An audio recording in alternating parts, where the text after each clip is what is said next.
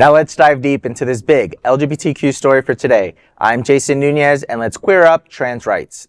Federal judge blocks Trump's trans ban, siding with schools in 16 states. A federal judge in Oregon has handed transgender students and inclusive schools a major legal victory. U.S. District Judge Ann Aiken announced that she intends to issue a preliminary injunction blocking the Trump administration's attempt to strip federal funding from schools that teach about gender identity or include transgender students in their policies. Judge Aiken denounced the administration's directive as a sort of separate but equal policy on sex education. The coalition of 16 states argued that the order of labeling transgender people false violated the Administrative Procedure Act and the Constitution's separation of powers. Over recent months, the Trump administration has threatened to withhold tens of millions of dollars from school districts that refuse to comply with its ban on so-called social transition. Districts from Virginia to New York refused. Denver's superintendent even declared that the district, quote, will protect all of their students from this hostile administration, end quote.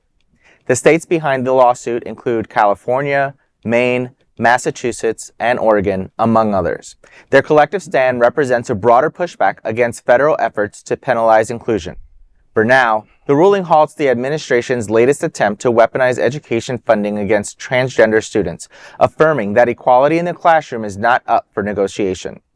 This is, we'll take every win we can get nowadays. Yeah, damn sure. But recognizing, I applaud Denver. I applaud the states that are standing up because I just recently had a chamber member who has a transgender child and literally had to flee.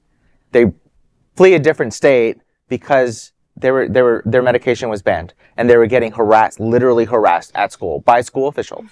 Like, not just the students, school officials. It's absolutely insane. So I'm glad to see that it's a victory in some states and hopefully it picks up nationwide. Like, how dare you labeling somebody a human being? False.